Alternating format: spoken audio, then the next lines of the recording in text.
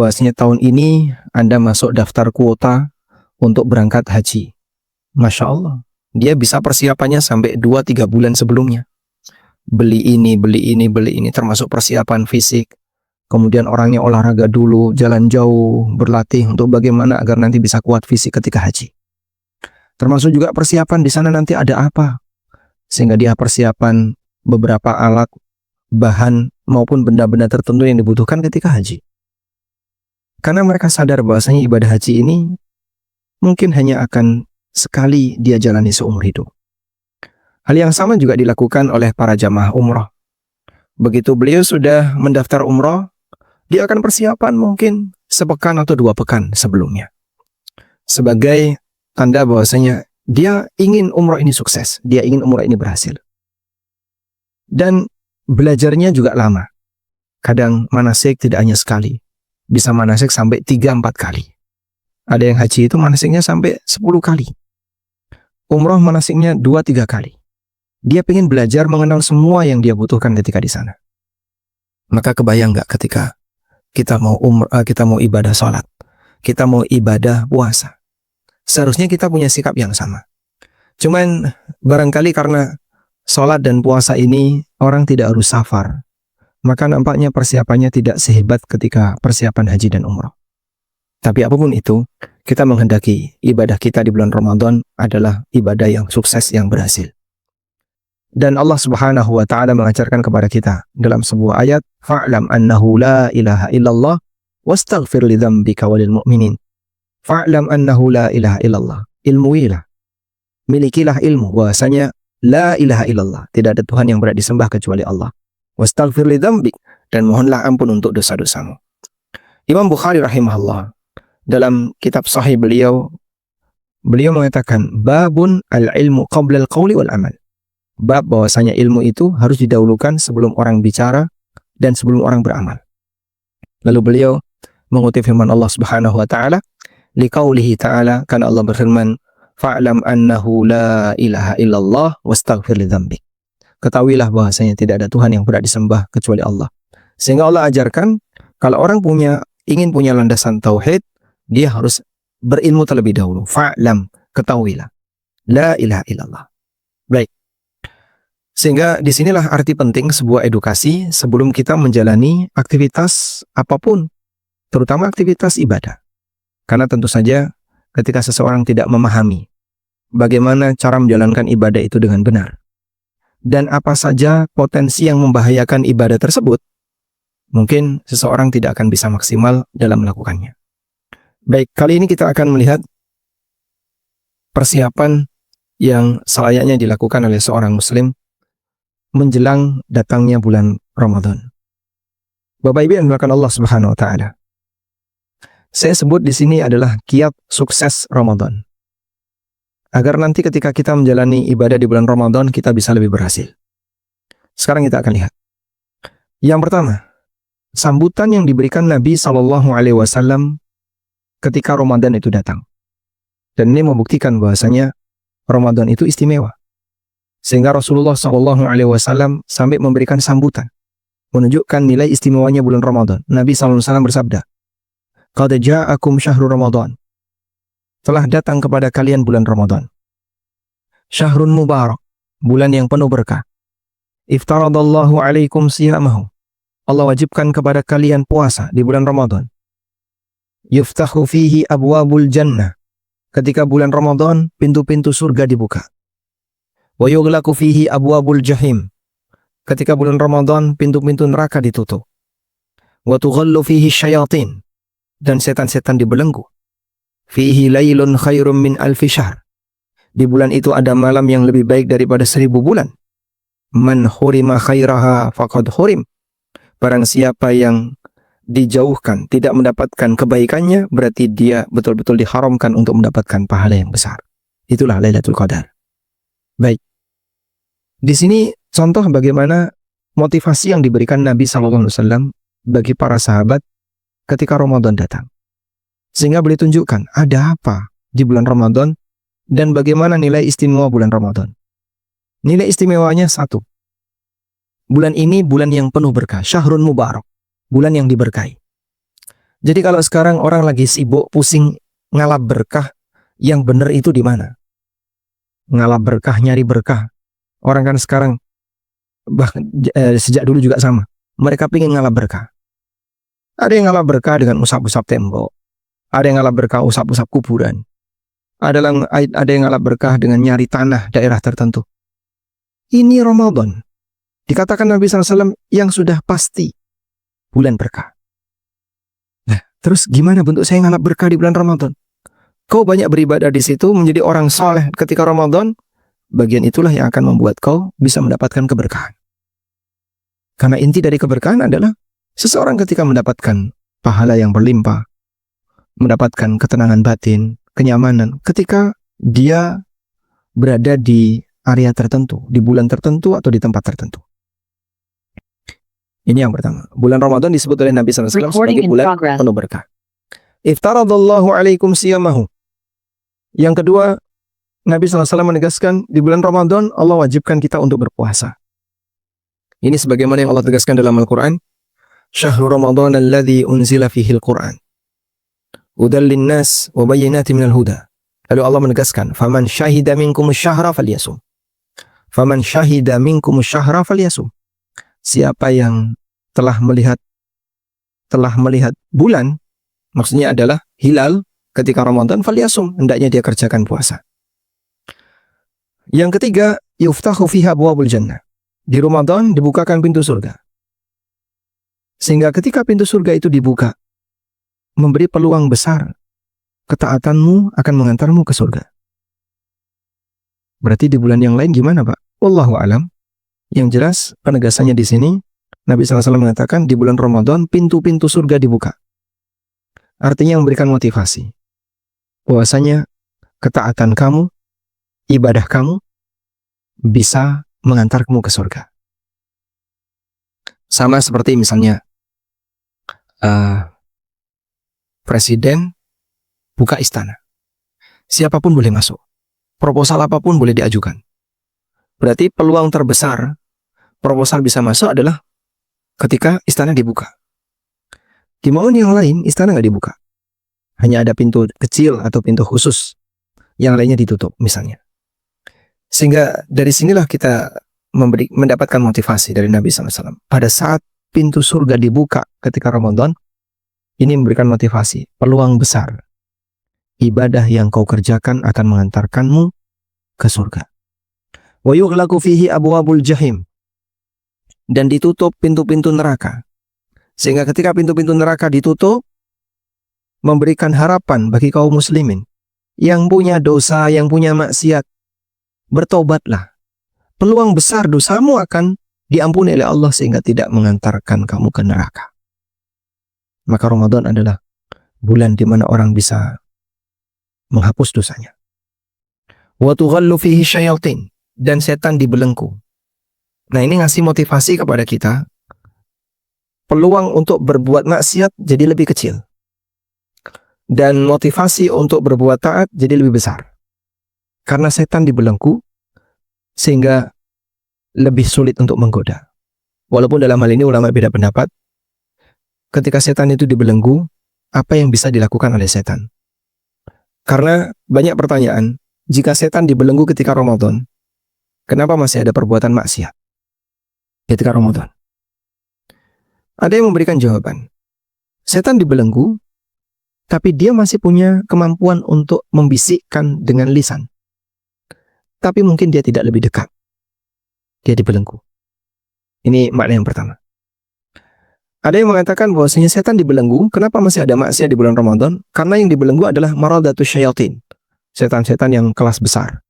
Setan kelas kakap. Sedangkan setan kelas teri, setan kelas kecil-kecil, mereka masih dilepas.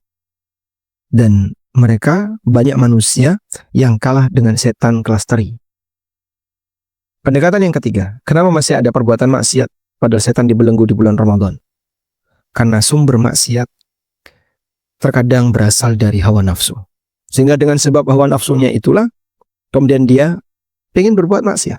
Di posisi ketika dia tidak diganggu oleh setan. Maka di bagian ini, seorang hamba masih ingin berbuat maksiat karena keinginan itu belum putus, bahkan sudah dia miliki sebelum Ramadan. Karena itu, bagi seorang muslim, pada saat dia berbuat taat kepada Allah Subhanahu wa taala ketika bulan Ramadan, rasanya seperti punya semangat yang lebih. Sehingga Anda lihat ya, yang nggak pernah sholat, nggak pernah ke masjid, begitu Ramadan ada di saf pertama sholat subuh. Loh, Bapak ini nggak pernah ke masjid, tiba-tiba sholat subuh sekarang di saf pertama. Kemudian dia mungkin bisa bertahan selama 3, 4, 5 hari, tiba-tiba hilang. Nanti muncul lagi, hilang, muncul, hilang, sampai akhir hilang sudah. Terjadi kemajuan shaf. Itu momentum di mana seseorang tersemangati untuk beramal soleh. Maka kalau kita ingin berubah, manfaatkan Ramadan. Mau nyari bulan apa lagi untuk bisa lebih mudah taat kepada Allah selain di bulan Ramadan. Sehingga bagi Bapak Ibu sekalian yang mungkin ada di antara kita masih bersinggungan dengan transaksi riba, Ramadan adalah momentum untuk hijrah. Bersiap untuk saya siap tinggalkan ini. Insya Allah lebih ringan dibandingkan di luar Ramadan. Bagi Bapak Ibu sekalian mungkin bersinggungan dengan harta haram. Mau cari bulan apa lagi untuk momentum taubat dan hijrah kita? Ramadan itu paling gampang. Ibu-ibu yang mungkin belum berjilbab, mau cari bulan apa lagi untuk belajar pakai jilbab? Yang mungkin masih sering meninggalkan sholat, mau cari bulan apa lagi untuk kembali melaksanakan sholat? Jadi, di bulan Ramadan Allah kasih kesempatan yang jauh dari syariat, yang jauh dari agama, mendekat. Mau cari bulan apa lagi kalau nggak memanfaatkan kesempatan Ramadan? Maka, bagi mereka yang ingin taubat, momentum yang paling tepat dan paling memudahkan bagi dia adalah saat Ramadan. Karena jika di bulan Ramadan dia sulit untuk bertobat, mungkin di luar Ramadan lebih sulit lagi. Karena faktor godaan setan lebih dominan. Fihi lailatun khairun min alfi syahr. Di bulan Ramadan ada satu malam yang lebih baik daripada 1000 bulan. Itulah Lailatul Qadar. Kalau orang tidak mendapatkan kebaikan di Lailatul Qadar, di Lailatul Qadar dia maksiat. Di Lailatul Qadar, dia malas untuk beramal. Di Lailatul Qadar, dia sama sekali tidak melakukan ibadah. Faqad hurim, berarti memang orang ini betul-betul dijauhkan dari kebaikan. Karena Lailatul Qadar yang demikian mudah, orang bisa mendapatkan pahala. Sampai dikatakan oleh sebagian ulama tabi'in. Seingat saya Atha bin Abi Rabah, barang siapa yang man akhadha hadzahu falahu hadzuhu. Barang siapa yang mengambil jatah di Lailatul Qadar walaupun sesaat, maka dia punya pahala sebanyak sesaat yang dia jadikan ibadah tadi, dan itu dilipatkan lebih baik daripada 1000 bulan. Jadi misalnya, semalas-malasnya orang, dia ibadah di Lailatul Qadar mungkin hanya yang wajib saja, sholat maghrib sama isya, sudah. Karena batas akhirnya adalah hatta matla'il fajr, sampai subuh. Hanya dari maghrib sampai ada maghrib, isya, sudah. Maghrib dia sholat, isya dia sholat, setelah itu tidur. Maka insya Allah dia masih punya jatah Lailatul Qadar dengan ibadah maghrib dan isya-nya. Cuman dia kehilangan banyak nilai pahala yang dia sia-siakan waktunya. Baik, ini motivasi yang diberikan Rasulullah SAW. Sekarang kita akan lihat motivasi yang kedua. Kisah yang dialami sahabat Thalhah bin Ubaidillah. Kita tahu bahwasanya sahabat Thalhah bin Ubaidillah salah satu di antara sahabat yang dijamin masuk surga. Beliau bercerita, anna rajulaini qadima ala Rasulillahi sallallahu alaihi wasallam wa kana islamuhuma jami'an. Ada dua orang yang mendatangi Rasulullah sallallahu alaihi wasallam lalu masuk Islam bareng. Disebut saja di sini A dan B karena tidak ada namanya. Wa kana ahaduhuma ashadda ijtihadan min sahibihi. Si A ini lebih rajin ibadah daripada temannya. Fa ghazal mujtahidu minhuma. Yang lebih rajin ibadah ini ikut berperang. Fastushhida, lalu mati syahid. Tsumma makatsal akharu ba'dahu sanatan. Sementara orang yang kedua, dia bertahan hidup setahun pasca si A. Si A lebih rajin ibadah, ikut jihad, mati syahid. Si B tidak lebih rajin ibadah. dan tidak ikut jihad. Tidak mati syahid. Si B tidak mati syahid. Nah, si B ini hidup setahun setelah si A. Punya umur lebih panjang setahun setelah si A pasca mereka masuk Islam. Tsumma tuwfiya, kemudian setelah itu si B wafat. Qala Talha, kata Talha, fara'aitu fima yara an-naim, lalu aku bermimpi, ka'anni inda babil jannah, aku berada di depan pintu surga. Idza ana bihima, ternyata ada si A dan si B. Ternyata ada si A dan si B. Wa qad kharaja kharijun minal jannah, lalu tiba-tiba ada penunggu surga yang keluar. Fa'adzina lilladzi tuwfiyal akhiru minhuma. Kemudian dia mengizinkan si B untuk masuk surga duluan. Tsumma kharaja. Kemudian orang itu keluar lagi. Fa'adzina lilladzi istushhida. Kemudian mengizinkan si A yang mati syahid. Tsumma raja'a. Kemudian A dan B tadi balik. Faqala li, kemudian dia menyampaikan kepadaku, irji fa innahu lam ya'ni laka ba'du. Silahkan kamu pulang. Kau belum waktunya untuk masuk surga. Maka pulanglah Talha. Terus bangun tidur. Fa asbaha Talha yuhadditsu bihin nas. Akhirnya Talha menceritakan mimpinya ini kepada banyak orang. Fa ajibu lidzalik, mereka pun terheran. Fa balagha dzalika Rasulullah sallallahu alaihi wasallam.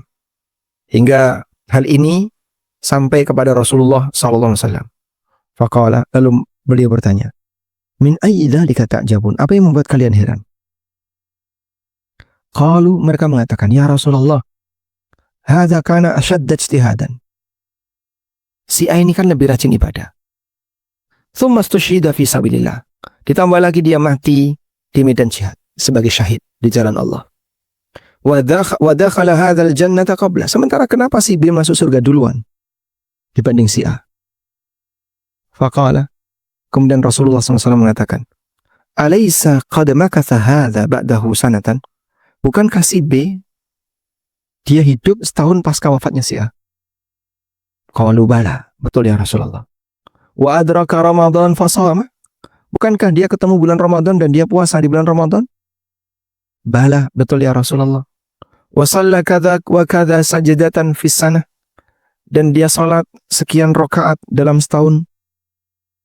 Qalu bala, mereka mengatakan, betul ya Rasulullah. Qala Rasulullah SAW, kemudian Nabi SAW mengatakan, fala ma bainahuma ab'adu ma bainas sama'i wal ard. Jarak antara keduanya di surga lebih jauh daripada langit dan bumi. Masya Allah. Si B masuk surga duluan, ditaruh pada tingkatan surga lebih tinggi daripada si A. Padahal si A ini lebih rajin ibadah ketika hidup, dan beliau mati syahid. Ikut jihad, mati syahid. Si B tidak ikut jihad. Si B tidak mati syahid. Dan tidak lebih rajin ibadah daripada si A. Tapi si B punya umur setahun lebih panjang pasca masuk Islam. Dan karena setahun hanya ketemu satu Ramadan. Hanya ketemu satu Ramadan. Yang kemudian kata Nabi SAW, ketika mereka masuk Islam, jarak surganya si B atau tingkat surganya si B lebih tinggi daripada si A. Sehingga Anda bisa pahami di sini bahwa pahala mati syahid, pahala mati syahid dibandingkan dengan umur beramal selama setahun.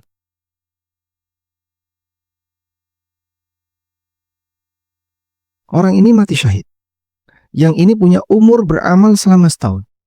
Dalam setahun ini kegiatannya apa? 1 kali Ramadan.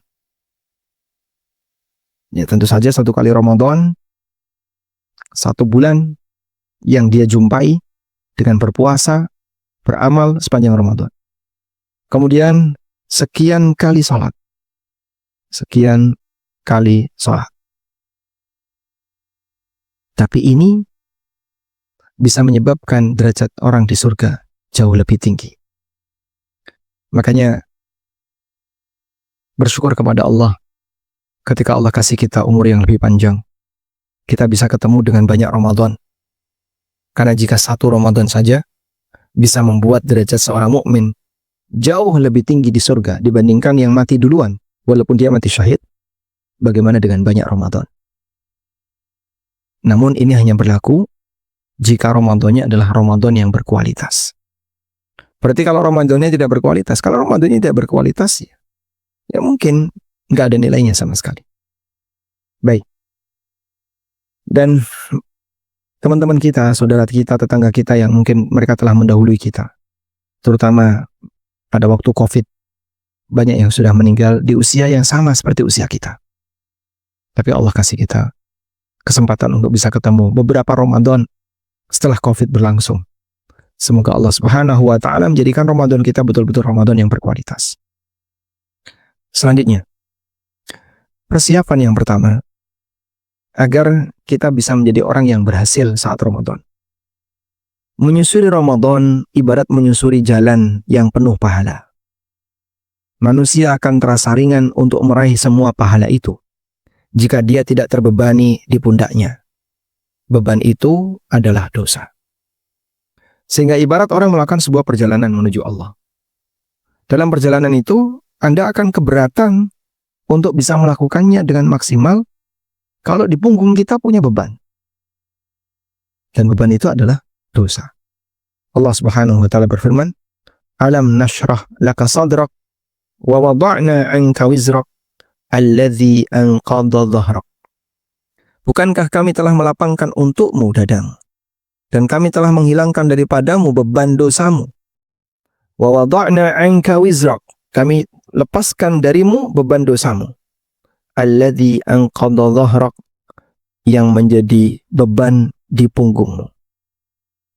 Sehingga ayat ini mengajarkan dosa adalah beban. Allah menyebut dosa dengan beban, yang itu memberatkan punggung bagi sang hamba. Sehingga makin banyak dosa, maka makin banyak beban.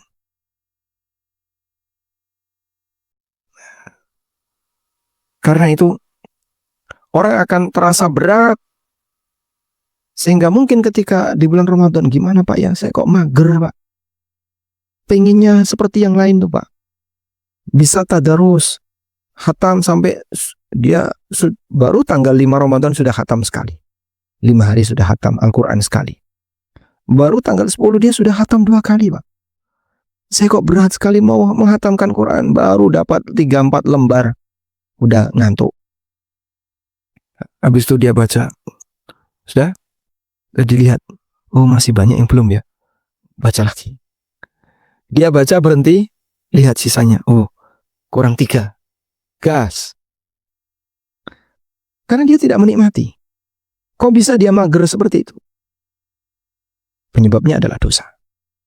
Jadi di posisi ketika seorang hamba dia punya dosa dan maksiat, itu akan membuat orang itu jadi malas sekali untuk bergerak beribadah. Mau qiyamul lail, saya itu pengen seperti yang lain Pak. Bisa qiyamul lail, jam 2 mereka bangun ke masjid kemudian qiyamul lail. Saya pengen seperti itu. Masya Allah.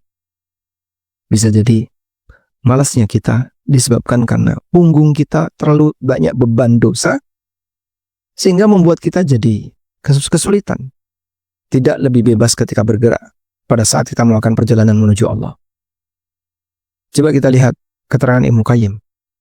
Beliau pernah mengatakan, "Wa idza thaqula adh-dhuhru bil awzar, mana al-qalba min as-sayri ila Allah." Apabila punggung itu terbebani dengan dosa, itu akan menghalangi hati untuk melakukan perjalanan menuju Allah.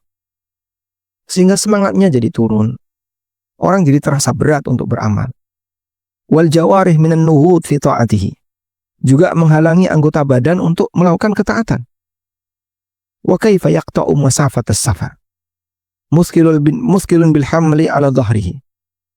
Orang yang membawa beban yang amat berat ketika safar, bagaimana mungkin dia bisa menyelesaikan perjalanannya? Karena dia keberatan. Dan orang yang beribadah kepada Allah itu seperti sedang melakukan perjalanan menuju Allah. Wa kaifa yanhadu ila Allah qalbun qad afqalathul auzar. Bagaimana mungkin hati yang terbebani dosa bisa bangkit menuju Allah? Falau wada'ta anhu auzarahu, atau falau wudi'at anhu auzaruhu lanahadha wa tara syaukan ila rabbi. Andaikan beban itu dia lepaskan, tentu dia akan langsung bangun dan lari, dia melompat karena rindu dengan Allah. Itulah hati yang baik. Sehingga saat dia terbebani dengan maksiat, itulah yang menghalangi dia, seperti kayak saya itu kayak dibelenggu, kayak mata ini kayak ditarik. Aku pengennya sih bisa, tapi rasanya kok ngantuk terus, berat terus. Ternyata ini mungkin penyebabnya. Kau masuk di bulan Ramadan dengan berlumur maksiat dan dosa. Itu pun kalau dalam bulan Ramadan puasa yang kita lakukan bisa menghapuskan dosa kita. Terkadang di saat puasa pun kita numpuk dosa, sehingga kita memasuki bulan Ramadan penuh dosa, di dalam Ramadan nambah dosa. Masya Allah, gimana orang seperti ini bisa melakukan ketaatan dan ibadah? Dia mungkin akan keberatan. Maka sebelum masuk Ramadan, beban-beban itu mari kita tinggalkan, mari kita lepaskan. Gimana caranya, Pak? Banyak istighfar kepada Allah. Rabbighfirli wa tub alayya innaka antat tawwabur rahim. Atau mungkin pakai kalimat yang lebih ringkas, astaghfirullah wa atubu ilaih. Astaghfirullah wa atubu ilaih. Dia bisa baca berulang-ulang kali, astaghfirullah wa atubu ilaih, astaghfirullah wa atubu ilaih. Aku mohon ampun kepada Allah dan bertobat kepadanya. Dan berusaha untuk menghindari maksiat sebisa yang kita lakukan. Baik maksiat yang berkaitan dengan indera kita, maksiat yang berkaitan dengan tata cara muamalah kita, maksiat yang berkaitan dengan interaksi kita dengan sesama, dan seterusnya. Agar gerakan kita jadi lebih ringan pada saat kita beribadah kepada Allah Subhanahu wa Ta'ala. Baik. Selanjutnya, iringi dengan doa. Kita tidak tahu apakah kita nanti bisa ketemu Ramadan atau tidak. Walaupun tinggal kurang lebih sekian hari lagi. Sekarang tanggal berapa? Tanggal 5. Berarti kurang lebih 12 hari lagi. 12 atau 13 hari. Begitu dekatnya kita dengan Ramadan. Tinggal setengah bulan. Nggak sampai. Tapi nggak ada yang jamin apakah kita nanti bisa ketemu atau tidak. Tawakal kepada Allah dan iringi dengan doa. Salah satu bukti ketulusan hati adalah doa. Sehingga orang kalau mengharapkan sesuatu, jika memang serius, maka itu akan diutarakan dalam doa. Karena dia serius. Dia berharap sekali bisa, maka dia akan berdoa. Sebagaimana misalnya Anda lihat ya, orang kalau sudah musim tes CPNS, Masya Allah, berusaha gimana caranya biar nanti bisa berhasil. Sampai tiap sholat dia berdoa, yang jarang sholat karena ada keinginan tertentu jadi rajin sholat, berdoa. Karena dia punya keinginan itu. Nah, maka bukti ketulusan hati adalah doa. Ketika kita jujur berharap bisa berjumpa dengan Ramadan, sudah selayaknya kita banyak berdoa agar dipertemukan dengan Ramadan. Dan Allah Maha tahu saat Ramadan itu kita gembira atau kita sedih. Sebagian orang ada yang gembira saat Ramadan, walhamdulillah. Dan itu bagian dari konsekuensi iman. Tapi kebayang nggak, Pak? Manusia yang sedih saat datang Ramadan. Kenapa dia sedih saat datang Ramadan? Yang pertama, karena terhalang maksiat. Kebebasan, karena kebebasan untuk maksiat jadi terhalang. Kebebasan untuk maksiat jadi terhalang. Sehingga di posisi ini, maka dia akan kesulitan untuk berbuat maksiat. Saya pengen ini tutup, pengen ini tutup. Mungkin Anda bisa lihat, begitu Ramadan diskotik banyak yang tutup. Saya pengen ini pada tutup. Kebebasan dia untuk bermaksiat jadi terhalang. Yang kedua, beban amal ibadah menurut dia jadi lebih banyak. Jadi dia merasa mungkin kalau tidak datang ke masjid dia malu, kalau nggak puasa nanti dimarahi sama orang tuanya. Akhirnya dia terpaksa puasa, kadang nyuri-nyuri gimana caranya agar batal puasa, dan seterusnya. Itulah contoh orang yang sedih saat datang Ramadan. Dia anggap Ramadan itu beban berat bagi hidupnya. Mu'alla bin Fadl pernah mengatakan, Kanu yad'un Allah Ta'ala sittata ashhurin ayyuballighahum Ramadan. Orang soleh masa silam, mereka banyak berdoa kepada Allah selama 6 bulan agar bisa sampai bulan Ramadan. Yad'una sittata ashhurin ayataqabbala minhum. Mereka juga berdoa selama 6 bulan agar Allah menerima taubat, agar Allah menerima amal dari mereka. Jadi setahun itu dibagi 2. Dan itu semuanya adalah melayani Ramadan. Antara pra-Ramadan dan pasca Ramadan. Pra-Ramadan berdoa berharap agar bisa ketemu Ramadan. Pasca Ramadan, apa yang dia doakan? Mereka berdoa agar diterima. Diterima amalnya, sehingga dia bisa menjalankan puasa Ramadan dengan baik, dan amalnya diterima oleh Allah sebagai pahala. Sehingga setahun perjuangannya 2 ini. Masya Allah. Itulah kondisi Muslim di masa silam. Mereka selalu dalam posisi apa ini? Siaga amal. Sebelum beramal, berdoa biar bisa beramal. Pasca beramal, banyak berdoa biar amalnya diterima. Jadi selalu siaga beramal. Nah, salah satu di antara contoh doa yang mungkin Bapak Ibu bisa baca. Saya kasih tugas, tolong dihafalkan. Saya nyari di mana Pak Ustadz? Nanti kita kasih ya beberapa poin ini. Yahya bin Abi Katsir, di internet cukup banyak ya. Yahya bin Abi Katsir pernah mengatakan, di antara doa para ulama masa silam, doa ulama salaf, Allahumma sallimni ila Ramadan, wa sallim li Ramadana, wa tasallamhu minni mutaqabbala. Allahumma sallimni ila Ramadan, wa sallim li Ramadana, wa tasallamhu minni mutaqabbala. Ya Allah, selamatkanlah aku agar bisa ketemu Ramadan. Kita diselamatkan oleh Allah dari sisi kesehatan fisik, kesehatan mental, kesehatan batin, agar bisa ketemu Ramadan dalam keadaan sehat lahir batin.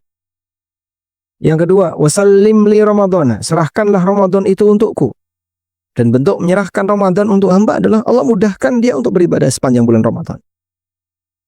Wa tasallamhu minni mutaqabbala, dan jadikanlah amalku diterima di bulan Ramadan. Karena dia menyadari betapa istimewanya amal di bulan Ramadan, maka mereka memperjuangkan bagaimana caranya agar amalnya di bulan Ramadan diterima oleh Allah Subhanahu wa taala. Wa tasallamhu minni mutaqabbala. Baik, demikian doa yang barangkali bisa kita rutinkan. Minta kepada Allah 3 hal: diberi kesehatan fisik, lahir batin, agar ketemu Ramadan. Yang kedua, dimudahkan menjalankan ibadah Ramadan. Yang ketiga, diterima amalnya sepanjang Ramadan. Masya Allah. Sehingga doa ini kalau dikabulkan, betul-betul orang itu sukses sepanjang Ramadan. Baik, selanjutnya yang ketiga, melatih diri untuk beribadah. Sekarang kita berada di bulan Sya'ban. Dan Nabi SAW kalau bulan Sya'ban, beliau memperbanyak puasa. Aisyah mengatakan, Lam yakunin nabiyyu sallallahu alaihi wasallam yasumu syahran aktsara min Sya'ban. Fa innahu kana yasumu Sya'bana kullah. Belum pernah Nabi SAW berpuasa 1 bulan yang lebih banyak daripada bulan Sya'ban.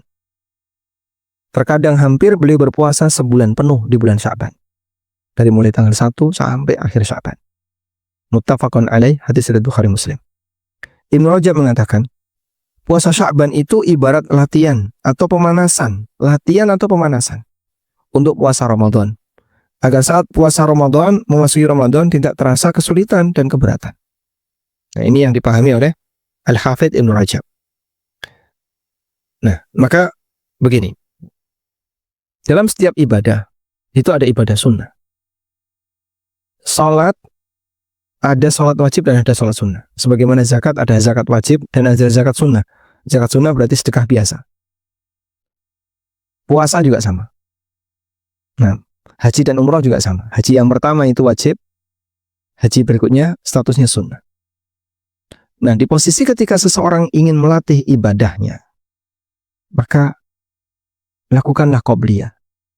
Biar orang itu lebih bisa semangat ketika mengerjakan ibadah. Sehingga dari sholat 5 waktu, semuanya ada qobliyahnya kecuali isya. Ya. Kita urutkan misalnya, subuh, qobliyah subuh, duhur ada, asar ada, maghrib juga ada. Sehingga ini menunjukkan bahwasanya persiapan sebelum itu tujuannya adalah agar bisa lebih berhasil saat melaksanakan yang wajib. Karena itu saat bulan Sya'ban, para ulama mereka fokus membaca Al-Quran. Dilihatkan dari Anas bin Malik radhiyallahu anhu, beliau mengatakan, "Kana al-muslimuna idza dakhala Sya'ban inkabbu 'ala al-masahif faqara'aha wa ahraju zakata amwalihim taqwiyatan lid-dha'if wal masakin 'ala siyami Ramadan." Dulu kaum muslimin ketika memasuki Sya'ban, mereka fokus membaca mushaf. Mereka juga banyak mengeluarkan zakat untuk membantu orang yang lemah, orang yang miskin agar bisa puasa di bulan Ramadan dengan baik. Masya Allah. Sehingga ketika Ramadan itu belum datang, saat bulan Sya'ban, kaum muslimin sudah fokus dengan mushaf. Begitu masuk Ramadan lebih ngegas. Kadang kan kita tanggal 1 Ramadan buka surat pertama Al-Baqarah ayat 1. Masya Allah. Itu rasanya berat sekali bisa menghatamkan Al-Baqarah. Apalagi mohon maaf, kalau targetnya cuma sebulan hatam sekali. Sehingga sehari 1 juz. Padahal memungkinkan bagi dia untuk hatam 2 atau 3 kali sebulan. Ibnu Rajab mengutip keterangan ulama, wa qala Salamah bin Kuhail, kana yuqalu syahru Sya'ban syahrul Qurra. Dulu bulan Sya'ban itu disebut dengan bulan Al-Qurra. Al-Qurra itu siapa? Para pembaca Al-Quran. Bulan Sya'ban adalah bulan Al-Qurra, bulan bagi para pembaca Al-Quran. Wa kana Habib bin Abi Thabit, idza dakhala Sya'ban, apabila sudah masuk bulan Sya'ban, qala, beliau mengatakan, hadza syahrul Qurra, bulan Sya'ban adalah bulannya para penghafal Quran. Sehingga pas bulan Sya'ban itu budaya masyarakat untuk banyak membaca Quran makin berkembang. Di sini baca Quran, di sini baca Quran, di sini baca Quran. Itu di masa silam ya. Ya mungkin mirip seperti masyarakat kita saat Ramadan. Masjid bersaut-sahutan baca Quran. Ya, Anda mungkin bisa lihat suasana itu di Jawa Timur. Di sini baca pakai corong. Terlepas dari masalah hukum corong ketika baca Quran. Cuman banyak sekali kalau pas Ramadan orang berlomba-lomba memperbanyak membaca Al-Quran. Wallahu a'lam. Baik.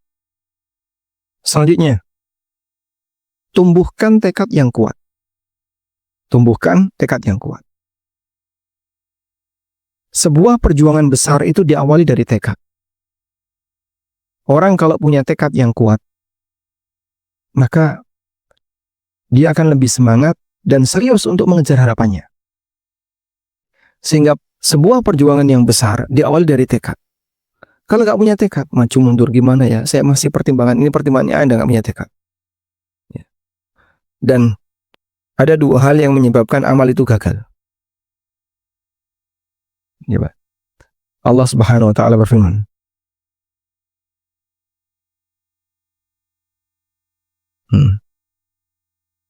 lahu azma. Nah, walaqad ahidna ila Adam min qablu fanasiya wa lam najid lahu azma. Sungguh kami telah memberikan janji kepada Adam sebelumnya. Fanasiya, tapi dia lupa. Wa lam najid lahu azma, dan kami tidak menjumpai dia punya tekad. Wa idh qulna lil malaikati isjudu li Adam fasajadu illa iblis aba. Ingatlah ketika kami perintahkan kepada para malaikat untuk sujud kepada Adam, mereka pun sujud, kecuali iblis, aba, dan dia enggan untuk sujud. Jadi penyebab amal gagal. Penyebab amal gagal. Apa penyebab amal gagal? 1, lupa. Yang kedua, tidak punya tekad. Walam najid lahu azma. Tidak punya tekad. Nah, gagal karena lupa itu gimana, Pak? Seorang gagal untuk beramal karena lupa. Pada saat dia beramal, nggak fokus. Lalai. Batin. Akhirnya tidak maksimal ketika beramal, karena dia lalai batin. Di posisi itulah, amalnya jadi gagal. Demikian pula ketika dia tidak punya tekad. Maka Allah Subhanahu wa Ta'ala menyebut kenapa Adam itu melanggar, karena dia lupa. Walam najid lahu fanasiya walam najid lahu asma. Dia lupa dan tidak punya tekad yang kuat untuk menghindari maksiat. Maka di sini satu kata kunci. Amal berat harus diawali dengan tekad. Allah Subhanahu wa Ta'ala berfirman, menceritakan tentang nasihat Luqman kepada putranya. Ya bunayya aqimis salata wa'mur bil ma'ruf wanha 'anil munkar. Wahai putriku, wahai putraku, tegakkanlah salat. Wa'mur bil ma'ruf, lakukan amar ma'ruf nahi munkar. Wasbir 'ala ma asabak, bersabarlah terhadap ujian yang akan kau jumpai. Inna dzalika min azmil umur. Lalu beliau sebut inna dzalika min azmil umur. Sesungguhnya ini bagian dari azmil umur. Dari urusan yang butuh tekad. Sehingga orang kalau dia nggak punya tekad, ya dia tidak akan bisa berhasil untuk melakukannya. Maka di sini barangkali bisa kita jadikan sebagai PR bersama ya, termasuk saya juga. Dan Bapak Ibu sekalian, termasuk teman-teman yang ikut nonton di ANB Channel. 1, miliki tekad khatam Quran. Insya Allah bisa, Pak. Ya, ditambah. Biasanya saya sudah 2 kali. Berarti besok 3 kali. 3 kali? Iya. 3 kali khatam Quran. Yang kedua, tekad untuk qiyamul lail. Sehingga begitu selesai tarawih setelah Isya, Anda mungkin bisa pulang, belajar, baca Quran, dan seterusnya. Nanti tidur, jam 2 tekad bangun lagi. Tekad untuk banyak sedekah. Sehingga kita bersedekah A, B, C, bertekad. Nanti Ramadan saya akan lebih kuat lagi. Nah, di luar Ramadan dia sudah persiapan, apa saja yang mau dikasihkan ke orang lain. Semua tekad itu akan melawan rasa malas Anda. Malas ini yang bahaya. Dan dilawan dengan tekad. Kalau lemah dan seterusnya, karena bawaan fisik, ya semua orang bisa jadi mengalaminya. Tapi kalau sudah malas, nah ini penyakit yang perlu segera diobati. Selalu miliki niat yang baik. Terdapat sebuah hadis yang dhaif. Niatul mu'min khairu min amali. Niat seorang mukmin selalu lebih baik daripada amalnya. Kami ulangi, niat seorang mukmin lebih baik daripada amalnya.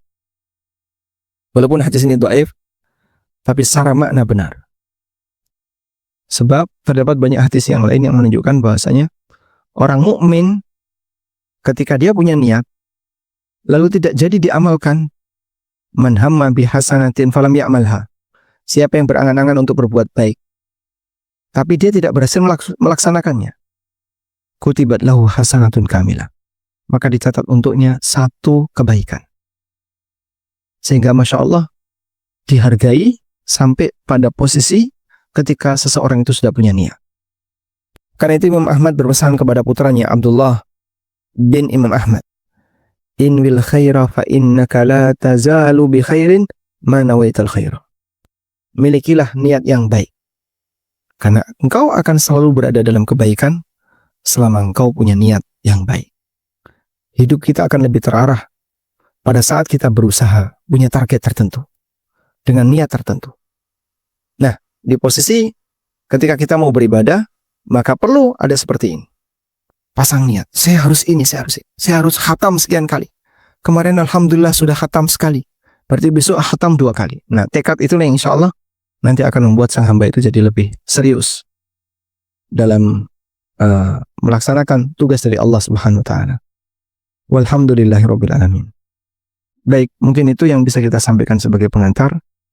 Semoga Allah taala memberikan kita keberhasilan untuk bisa menjalankan puasa di bulan Ramadan dengan maksimal, dan kita masih punya waktu kurang lebih 30 menit. Namun kita akan jeda sejenak. Barangkali di antara Bapak Ibu ada yang mau minum kopi dulu atau apa dulu, karena kita kajian di jam kritis, banyak orang yang ngantuk, apalagi tidak kelihatan ya. Baik, demikian. Wassallallahu ala nabiyina Muhammadin wa ala alihi wa sahbihi wasallam. Sudah. Baik, boleh izin, silakan bagi teman-teman mau ngopi dulu. Nanti setelah ini kita akan buka sesi tanya jawab ya, dan insya Allah nanti akan di kolom chat silahkan saya sampaikan.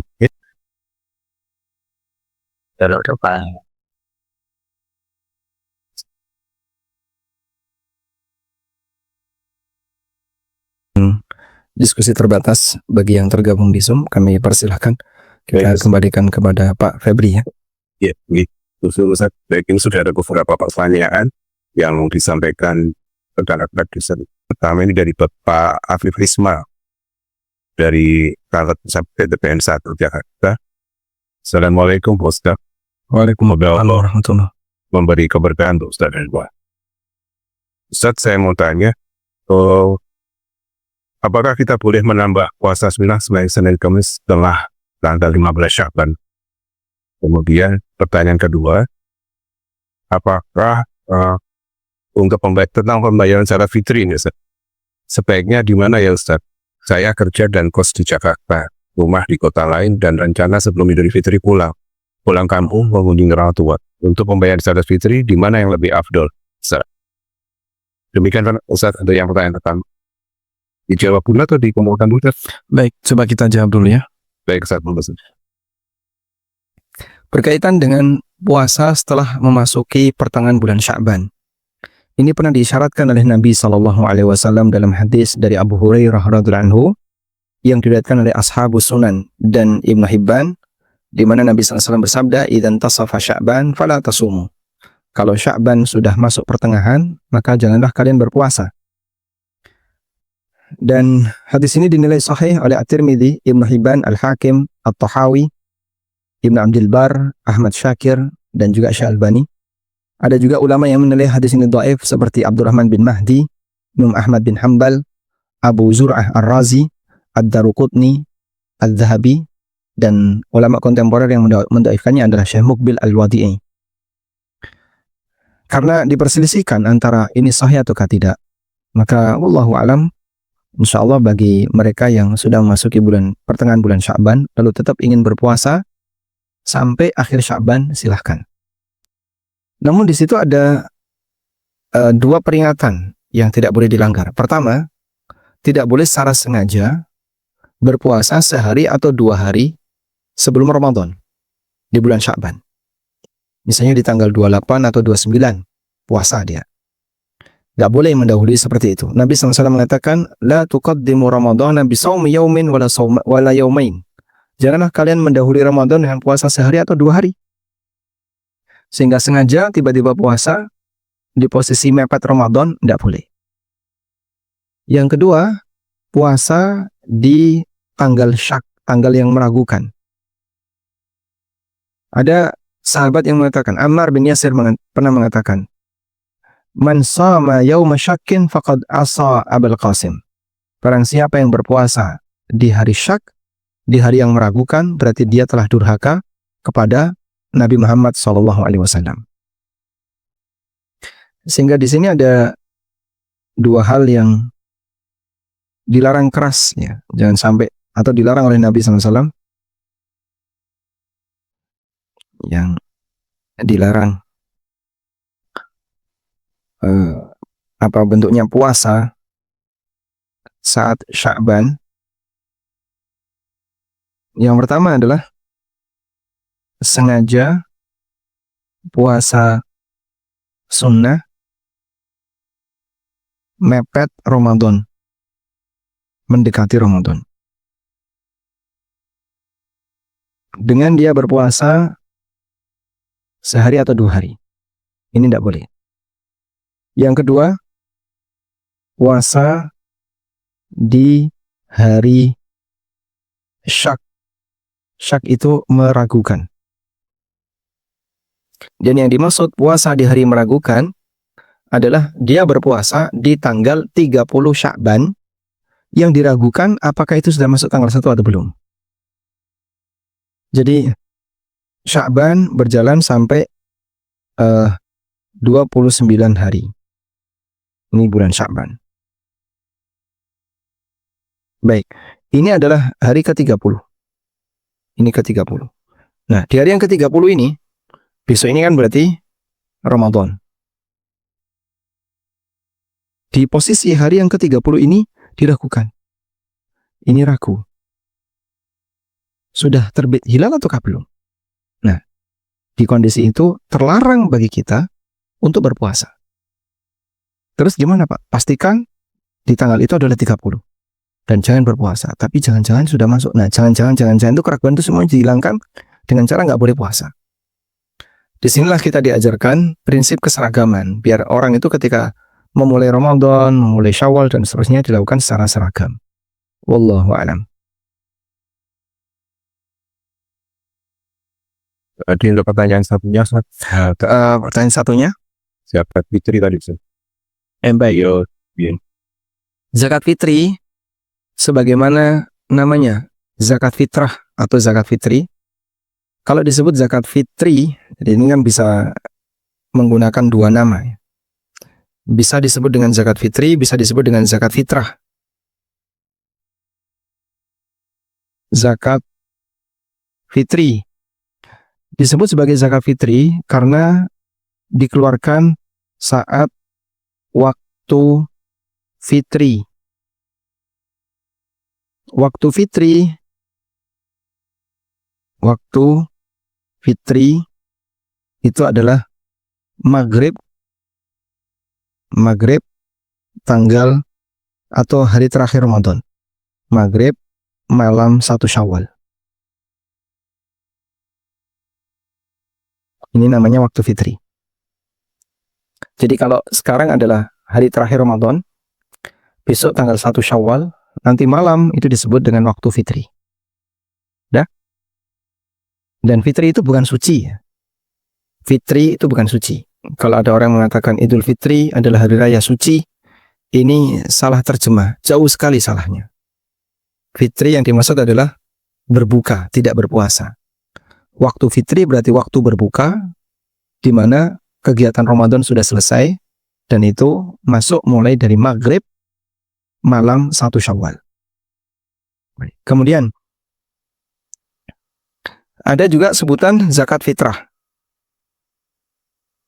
Zakat fitrah. Baik. Disebut sebagai zakat fitrah. Fitrah itu artinya jiwa. Dan yang dimaksud di sini adalah zakat badan. Nah, karena statusnya zakat jiwa atau zakat badan, maka dikeluarkan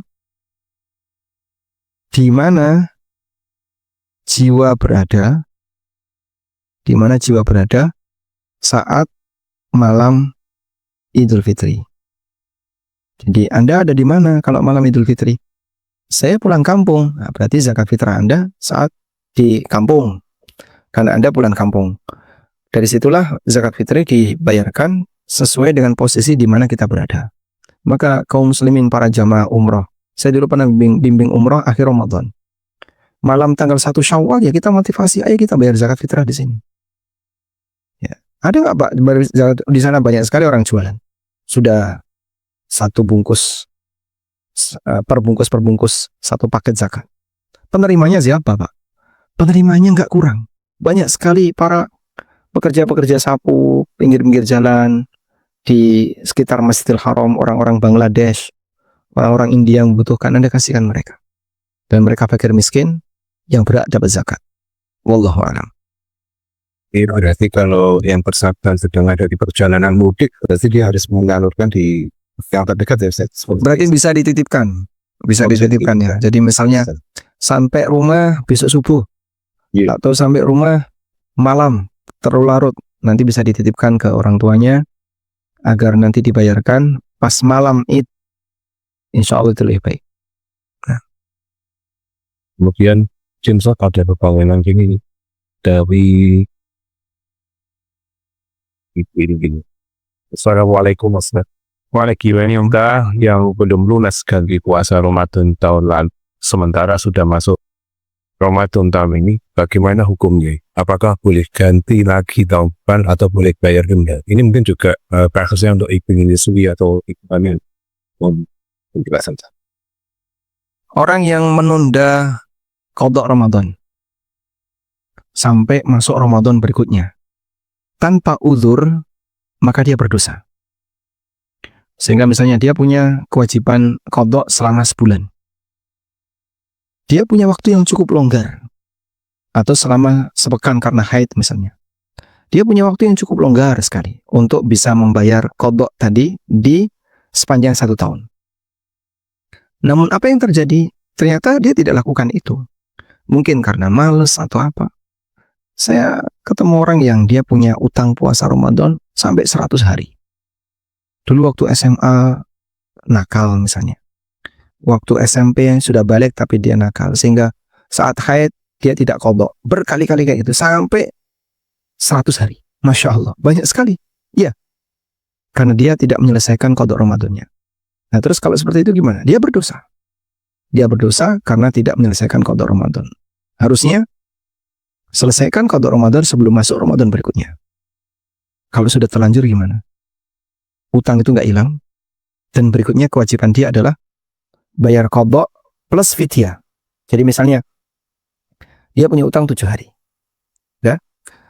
Ini Sya'ban mungkin kurang 13-14 atau 14 hari. Tapi dia masih malas nih, nggak diqadha-qadha 7 hari ini. Sampai masuk Ramadan berikutnya, dia baru kelar 4 hari. Kurang 3 hari. Kurang 3 hari masuk Ramadan. Nah, nanti 3 hari dibayar setelah Ramadan. Plus dia bayar fidyah. Sehingga dia qadha 3 hari plus fidyah. Sejumlah 3 hari tadi. Karena pelanggaran ini, maka dia dikasih kafarah tadi. Wallahu a'lam. Satu lagi juga pertanyaan dari Bung Dewi dan Bung Makan pengetahuan baik. Mohon izin Ustadz bertanya, bolehkah menyicil membaca Al-Quran selama jam kerja Ustadz? Saya khawatir ini bertentangan dengan akad kerja dengan perusahaan. Apakah ada tips manajemen waktu ada target katang di bulan Ramadan dapat dicapai? Jazakallahu khairan. Barakallahu fikum. Barakallahu fiik. Ya memang ini menjadi salah satu tantangan tersendiri bagi Bapak Ibu yang bekerja karena Anda terikat dengan jam kantor. Namun alhamdulillah di negara kita karena masyarakat dan pemerintahnya muslim sehingga punya kepedulian dengan aneka aturan Islam yang ada. Umumnya begitu bulan Ramadan ada pemotongan jam kerja. Yang kedua, dalam situasi ketika Anda ngantuk sekali di jam kerja, ya, maka mungkin bisa minta izin ke atasan, boleh nggak saya tidur sejenak ketika jam kantor atau pasca duhur. Nah, dan Anda mungkin bisa lakukan dengan nyicil tadi. Di jam kerja boleh nggak Pak baca Quran? Boleh dengan syarat.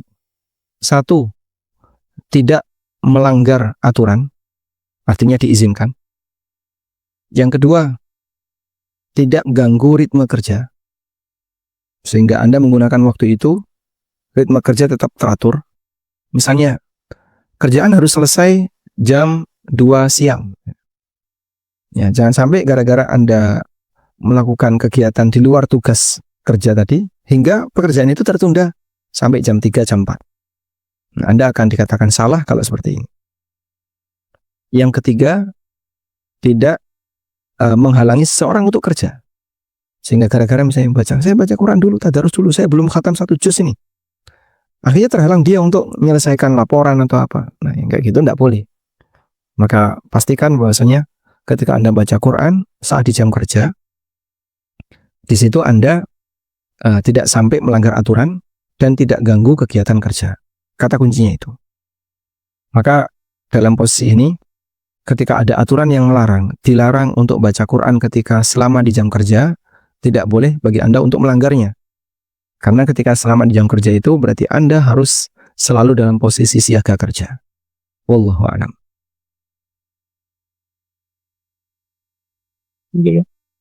Kalau mau nambah pertanyaan lagi, Ustaz. Silakan. Satu lagi dulu, please.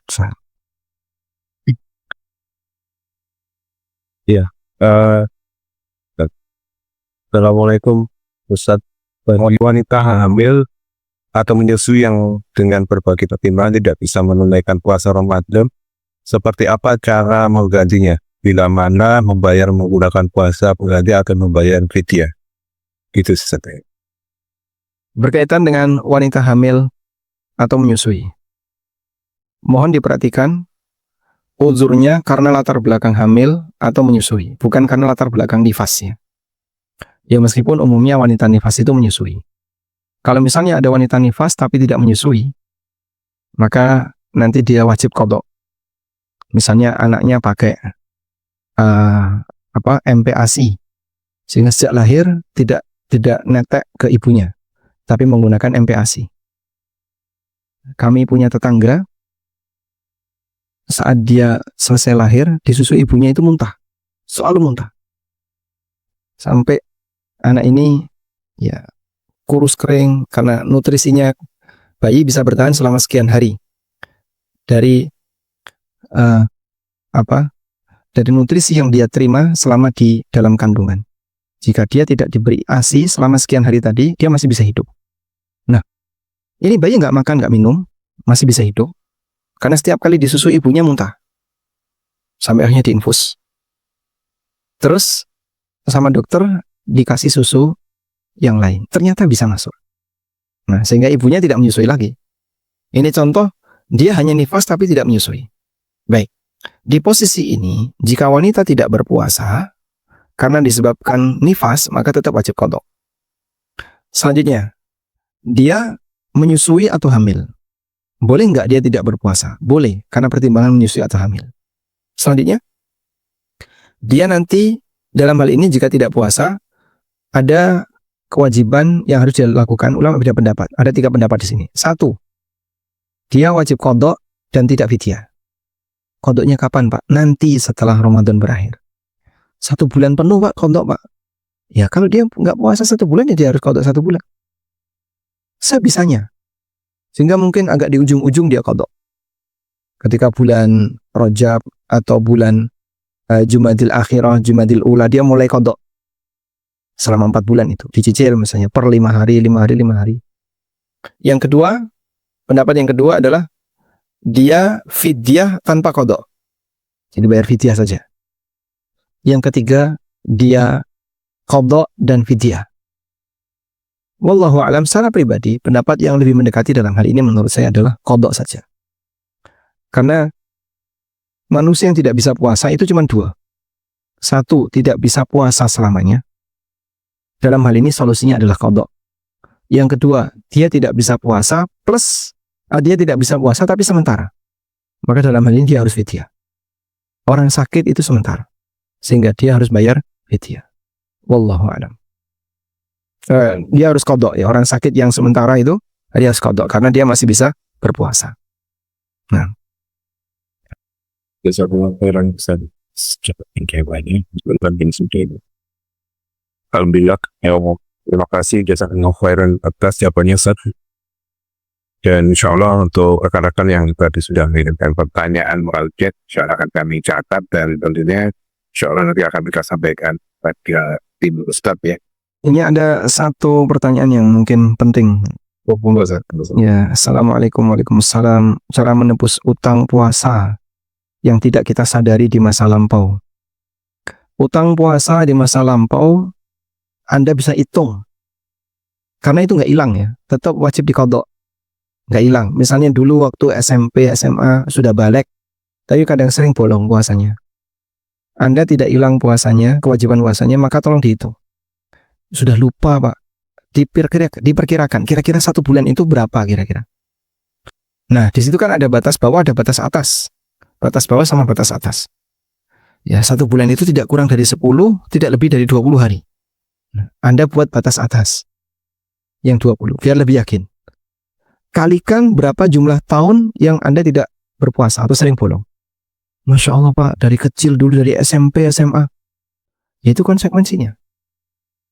Ketemulah misalnya 130 hari. Nah, nanti silahkan dicicil untuk berpuasa 130 hari itu. Miliki tekad. Kalau orang punya tekad, insya Allah akan dimudahkan oleh Allah Ta'ala. Wallahu ta'ala alam. Mungkin mengusuli pertanyaan tadi, kalau misalnya dia memfoto 130 hari kan, kalau tidak salah itu kan niatnya kan tidak bersama dengan puasa sunnah. Niatnya seperti apa? Baik, jadi niat qadha tidak boleh niat puasa sunnah. Sebagaimana Ramadan kan tidak boleh niat puasa sunnah. Anda Ramadan nanti ketemu Senin, Kamis berkali-kali. Boleh nggak Pak puasa Ramadan sambil niat Senin Kamis? Ya nggak boleh. Sama sebagaimana Anda sholat wajib, tidak boleh qobliyah. Karena sholat wajib ini sendiri. Wallahu a'lam. Semoga khairan dan jawaban-jawabannya Ustadz. Dan sekali lagi untuk rekan-rekan yang tadi sudah menyampaikan pertanyaan, sahabat, memang waktu kita terbatas. Dan insya Allah nanti akan kita coba sampaikan kepada tim Ustadz satu. Berikan jawaban dan kita akan sampaikan dari sarana yang diberikan, insya Allah. Dan tentunya untuk teman-teman yang tadi pertanyaan yang telah kami bacakan, insya Allah ada rezeki yang bisa kita ini ya, nanti ada top up link aja, alhamdulillah ya, nanti untuk untuk yang sudah membaca ada Bu Dewi dari Rosela Baru, semua dapat yang tanya. Masya Allah, terima kasih, Masya Allah. Baik, jadi nanti bisa menghubungi Pak Widodo ya di nomor HP 0853 6705 5033. Sekali lagi untuk yang sudah menyampaikan pertanyaan yang sedang dijawab maupun yang belum, nah itu sudah disampaikan tuh Pak Widodo sudah menyampaikan nomor HP-nya, silakan dikata nanti bisa menghubungi beliau dan nanti bisa disampaikan juga untuk nomor link aja nih. Baik, alhamdulillah kajian kita sudah kita selesaikan. Ustadz, mohon maaf Ustadz, apakah bisa ditutup dengan doa Ustadz? Nah, selanjutnya kita mohon kepada Allah, semoga Allah memberikan kita kemudahan untuk bisa melaksanakan aneka kegiatan ketaatan kepadanya di bulan yang penuh barokah, yaitu bulan Ramadan. Allahumma anfa'na bima 'allamtana wa 'allimna ma yanfa'una warzuqna ilma. Allahumma a'inna ala dzikrika wa syukrika wa husni ibadatik. Allahumma inna nas'aluka al-huda wat tuqa wal afafa wal ghina. Rabbana atina fid dunya hasanah wa fil akhirati hasanah wa qina adzabannar. Wa sallallahu ala nabiyyina Muhammadin wa ala alihi wa sahbihi wa sallam. Wa akhiru da'wana alhamdulillahi rabbil alamin. Wassalamu alaikum warahmatullahi wabarakatuh.